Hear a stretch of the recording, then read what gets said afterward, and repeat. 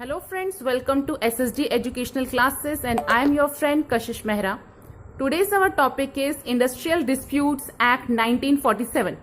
तो आज हम जो पढ़ने वाले हैं वो है इंडस्ट्रियल डिस्प्यूट एक्ट 1947. तो सबसे पहले देखते हैं इंट्रोडक्शन. इंडस्ट्रियल डिस्प्यूट मीन्स, सबसे पहले हमें देखना पड़ेगा कि इंडस्ट्रियल डिस्प्यूट का मतलब क्या होता है. जब हम बात कर रहे हैं डिस्प्यूट, तो डिस्प्यूट का मतलब होता है झगड़े या वाद विवाद जो हमारे इंडस्ट्रीज में हो रहा है. अब ये जो झगड़े हैं और वाद विवाद है हो सकता है किसी के बीच में भी. डिफरेंस बिटवीन एम्प्लॉयर और बिटवीन एम्प्लॉय, दोनों के बीच में झगड़े चल रहे हैं. एम्प्लॉयर और एम्प्लॉय के बीच में अब झगड़े चल रहे हैं.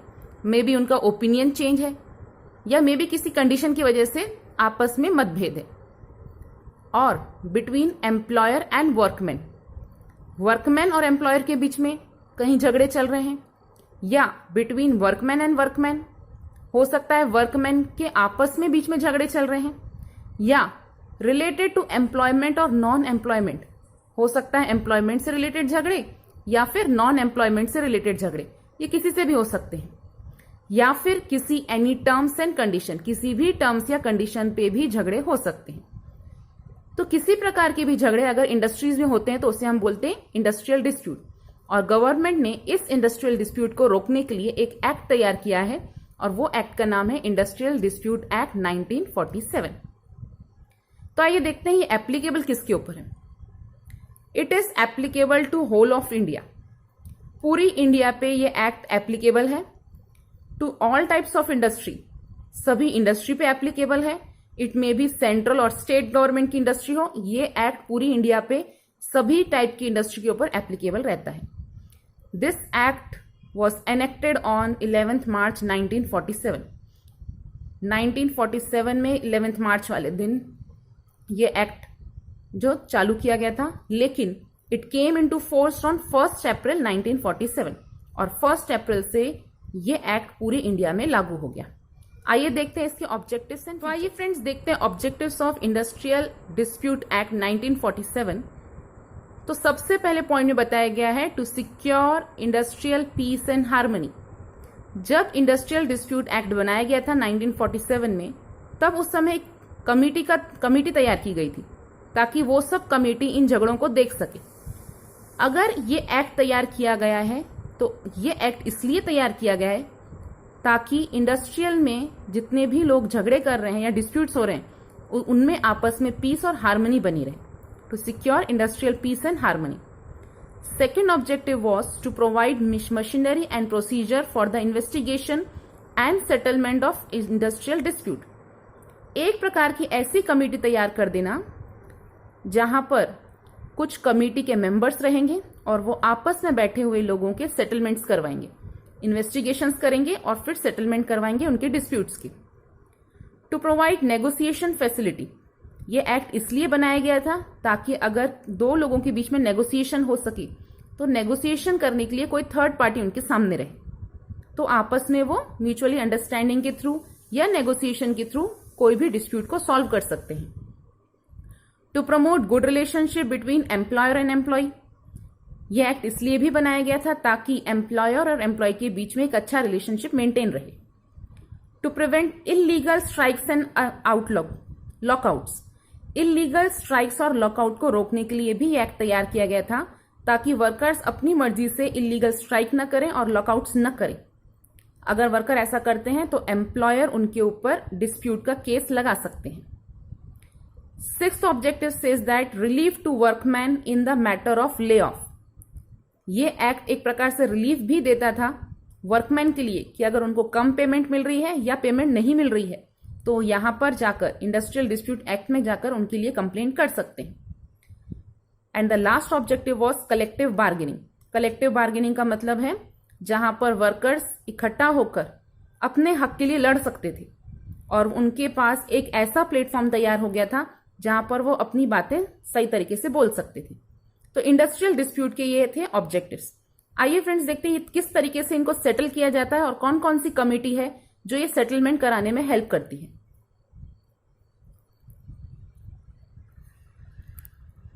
आइए फ्रेंड्स देखते हैं सेटलमेंट ऑफ डिस्प्यूट. जब हम बात कर रहे हैं इंडस्ट्रियल डिस्प्यूट एक्ट 1947 की, तो यहां पर वो सेटलमेंट किस तरीके से करते हैं. तो यहाँ पे दो मेथड्स बताए गए हैं, एक है प्रिवेंटिव मशीनरी और एक है सेलेक्टिव मशीनरी। अगर हम बात कर रहे हैं प्रिवेंटिव मशीनरी की, तो यहाँ पर ये सारे वो मशीनरीज हैं, यह सारे वो प्रोविजंस हैं जिसके थ्रू हम बिना किसी कोर्ट में जाकर हम आपस में म्यूचुअल अंडरस्टैंडिंग के थ्रू सेटलमेंट कर सकते हैं। सबसे पहले बोला वर्कर पार्टिसिपेशन। अगर हम वर्कर्स का पार्टिसिपेशन इंक्लूड करते हैं तो यहां पर डिस्प्यूट होने के चांसेस कम हो जाते हैं। सेकेंड है कलेक्टिव बार्गेनिंग। जैसे कि मैंने आपको पहले ही बताया था, अगर सभी वर्कर्स साथ में मिलकर अगर कुछ बात बोलते हैं तो हो सकता है बिना डिस्प्यूट के ही उनकी बातें मान ली जाए, जिनको हम बोल सकते हैं collective bargaining. Third point is grievances procedure. अगर किसी प्रकार के झगड़े हैं किसी भी एम्प्लॉयर या एम्प्लॉय के बीच में या वर्कर्स और वर्कर के बीच में, तो बैठकर उनकी बातें सुनकर सुलझाकर हम किसी प्रकार के डिस्प्यूट सुलझा सकते हैं। नेक्स्ट है कोड ऑफ डिसिप्लिन। अगर हम डिसिप्लिन कोड कर दें तो अगर हम डिसिप्लिन अप्लाई कर देते हैं तो यहां पर झगड़े होने के चांसेस भी कम हो जाते हैं। इट मीन्स अगर हम पहले से डिसिप्लिन मेंटेन करके रखते हैं तो डिस्प्यूट होने के चांसेस भी कम हो जाएंगे। Standing order. अगर यहां पर जो सबसे हाईएस्ट पोजीशन पे उन्होंने ऑर्डर दे दिया तो ऑर्डर देने पर भी हमारे यहाँ पे झगड़े होने के चांसेस कम हो जाएंगे। इट मीन्स ये सारे मशीनरीज वो हैं जो प्रिवेंटिव मशीनरीज हैं, ये सब अगर हम पहले से ही लागू कर देते हैं तो डिस्प्यूट होने के चांसेस कम हो जाते हैं। लेकिन अगर हम सेकेंड पार्ट की तरफ देखते हैं तो सेकेंड पार्ट एक प्रकार से सेटलमेंट मशीनरी है, जहां पर चार मेन बातें बताई गई हैं। पहला है कॉन्सिलेशन। जब हम बात कर रहे हैं कॉन्सिलेशन का मतलब रहता है जिनके बीच में भी झगड़ा है, जिनके बीच में भी डिस्प्यूट चल रहे हैं, दोनों ही पार्टी को एक थर्ड पार्टी के साथ बैठाया जाता है और वो लोग आपस में म्यूचुअल अंडरस्टैंडिंग के थ्रू डिस्प्यूट को सॉल्व करते हैं। सेकेंड है कोर्ट ऑफ इंक्वायरी। अगर किसी भी पार्टी के लिए अगर इंक्वायरी बैठानी पड़ती है तो सेकेंड मेथड है इंक्वायरी बिठाकर ट्रुथ क्या है ये जानकर कोई भी डिसीजन लेना। थर्ड है आर्बिट्रेशन। आर्बिट्रेशन अगर हम बात कर रहे हैं तो यहां पर भी दोनों पार्टी जो डिस्प्यूटेड पार्टी हैं थर्ड पार्टी के सामने जाएंगे, जो भी बात करनी है आपस में बात करेंगे, लेकिन जो डिसीजन रहेगा वो थर्ड पार्टी का रहेगा। तो थोड़ा सा डिफरेंस है इन दोनों में। कॉन्सिलेशन में जब हम बात कर रहे थे तो दोनों पार्टी म्यूचुअल एग्रीमेंट के थ्रू डिस्प्यूट सेटल कर रहे थे, हालांकि आर्बिट्रेशन में जो डिसीजन रहेगा वो थर्ड पार्टी का रहेगा। और एक लास्ट पॉइंट है एडजुडिकेशन। जब हम बात कर रहे हैं यहां पे तो यहां पर जुडिफिकेशन जो रहेगा वो थ्रू कोर्ट के थ्रू रहेगा। इट मीन्स ये झगड़े इतने बढ़ चुके होते हैं कि जो भी सेटलमेंट रहेगा अब कोर्ट के थ्रू रहेगा। अब ये आपस म्यूचुअल अंडरस्टैंडिंग के थ्रू नहीं रहता, जहां पर लीगल रेमेडीज अप्लाई हो जाती है। और यहां पर भी it is divided into 3 part, that is labour court, industrial tribunals and national tribunals. जब हम बात कर रहे हैं लेबर कोर्ट की तो लेबर कोर्ट में सिर्फ वर्कर्स से रिलेटेड जितने भी डिस्प्यूट्स रहेंगे यहां पे सॉल्व किए जाएंगे।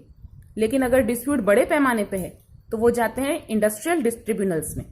और अगर डिस्प्यूट नेशनल लेवल पे है तो ये ट्रिब्यूनल्स या फिर डिस्प्यूट सॉल्व किए जाएंगे सुप्रीम कोर्ट या हाई कोर्ट में नेशनल लेवल पे। तो इस तरीके से इंडस्ट्रियल डिस्प्यूट को सॉल्व किया जाता है। होप है फ्रेंड्स आपको हमारा वीडियो पसंद आया होगा। अगर आपको हमारा वीडियो पसंद आया है तो इसे लाइक कीजिए, शेयर कीजिए और चैनल को सब्सक्राइब कीजिए। Thank you.